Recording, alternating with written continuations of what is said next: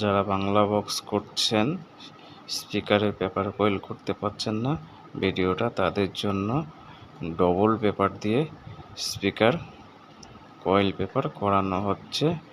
Full video দেখতে হলে ডিসক্রিপশনে লিংক দেওয়া আছে, আমার ইউটিউব চ্যানেলে ভিজিট করুন। তো এই যে 8 ইঞ্চি 40 ওয়াটের যে স্পিকারটা দেখছেন, এটা ডবল পেপার দিয়ে কয়েল করা হবে। তো অবশ্যই দেখার অনুরোধ করছি।